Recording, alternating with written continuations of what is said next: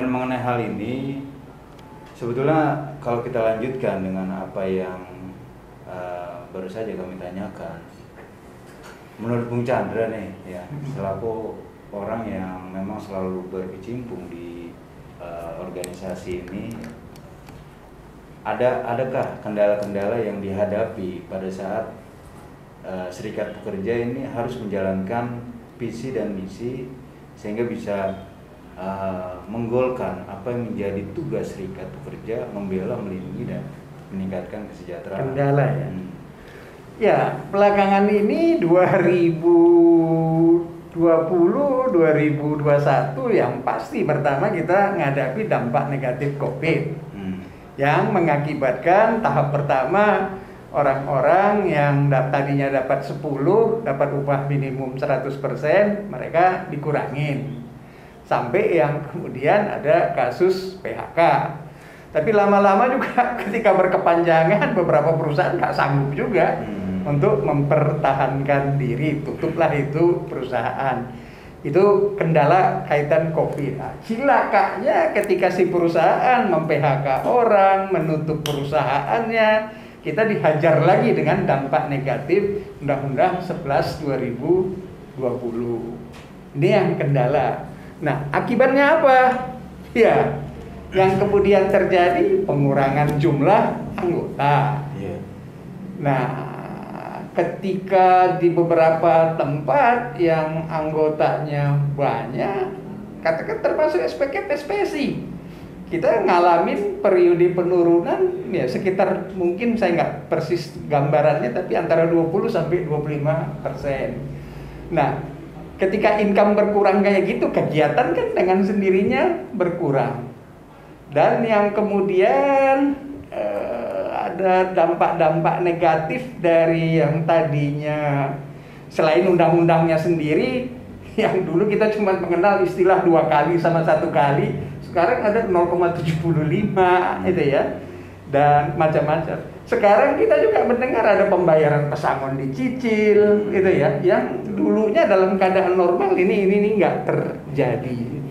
Tapi yang paling parah daripada dampak ini adalah nyali daripada pengurus kita, lebih khusus di tingkat PUK, ya juga ikut berkurang. Ini kendala besar yang kita hadapi.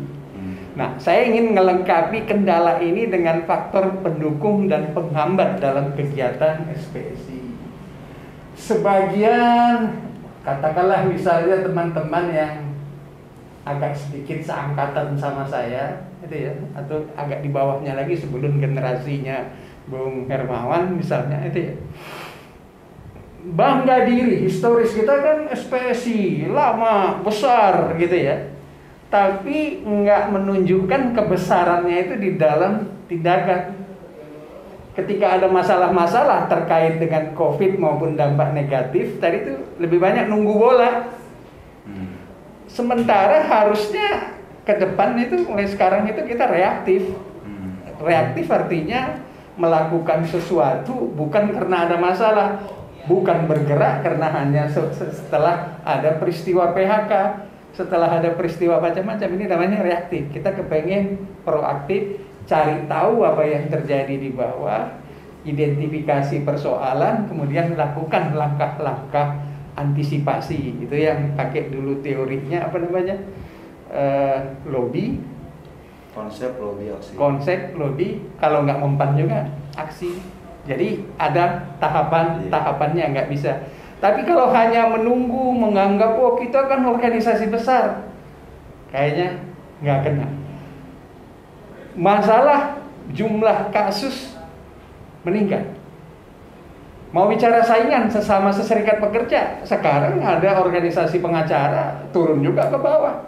Ketika ada kasus PHK, Bung nawarkan, oke, berapa nanti ini kedapatnya? Ya sesuai aturan ya, dalam hal kayak gini 2 kali. Sementara kantor pengacara bilang, kalian bisa dapat 4 kali aturan. Orang tertarik dong.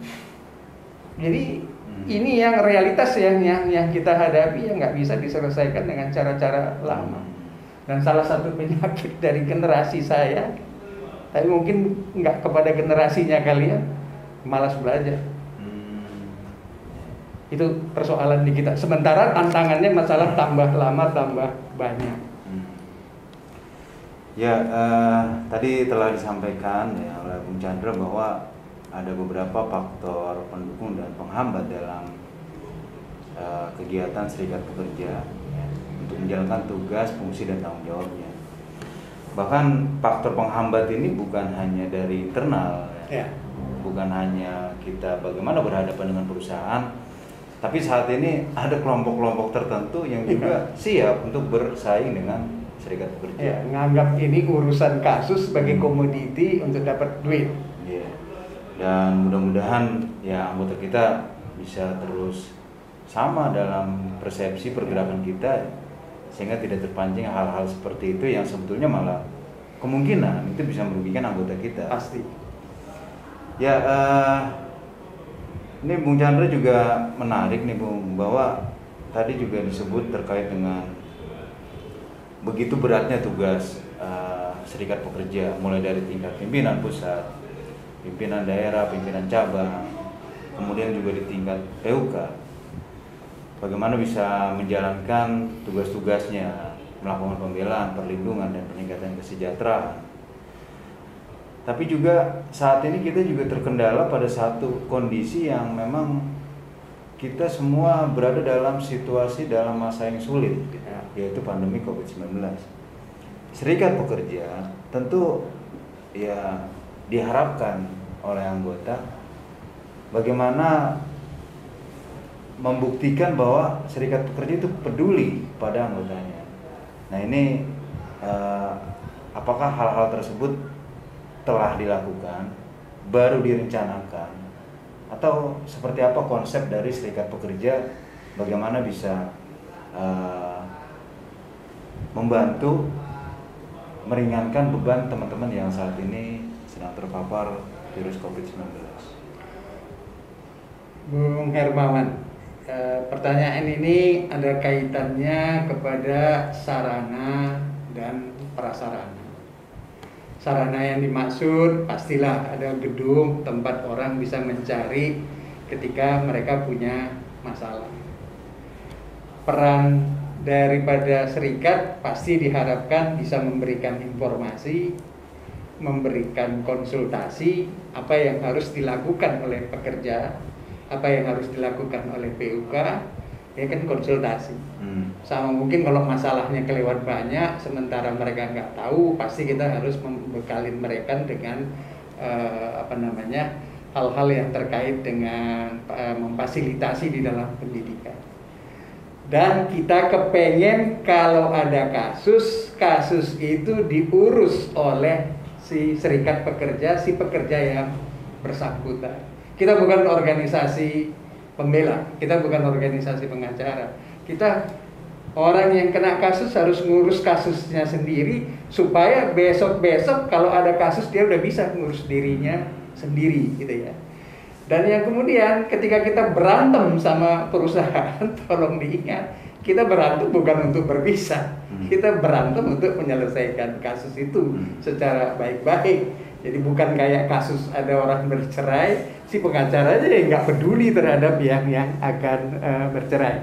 Dan pasti ini memberikan informasi, memberikan konsultasi, butuh prasarana. Kan rata-rata umum di kita sekarang, ya katakan kalau sambil saya menyebutkan beberapa serikat di kalangan SPSI, katakan ada SPKEP, katakan ada SP Logam Elektronik dan Mesin, katakan ada SP Tekstil Sandang dan Kulit, katakan SP Rokok Tembakau Makanan Minuman. Nah, pimpinan pusat, pimpinan daerah maupun pimpinan cabang dari beberapa serikat pekerja anggota SPSI yang saya bentuk tadi, so pasti punya web, punya email, punya WA, punya FB yang kesemuanya diharapkan memberikan informasi sebanyak mungkin ke bawah dan mempermudah bagi pekerja untuk berkomunikasi dengan struktur organisasi. Ini alat yang diperlukan karena kayak kita ya menjangkau yang luas-luas juga agak susah juga tanpa peralatan daripada ini. Kira-kira ya seperti itu, tapi ini kegiatan lebih banyak dilakukan oleh serikat pekerja anggota SPSI. Kalau menyangkut konfederasi SPSI yang ada Dewan Pimpinan Pusat, Dewan Pimpinan Daerah, Dewan Pimpinan Cabang, biasanya pekerjaannya hanya mengkoordinir hal-hal apa yang dianggap perlu dilakukan oleh serikat-serikat pekerjanya. Jadi kita mau membedakan fungsi di antara batang tubuh SPSI yang ada. Ya, artinya kalau kita ngomong sarana dan prasarana, sebetulnya kita ini sudah cukup memadai ya Pak Chandra. Ya. Artinya dari Serikat Pekerja ini lahir 1973 sampai dengan saat ini kita sudah punya gedung PP, ya. Kemudian juga alat transportasi dan seterusnya.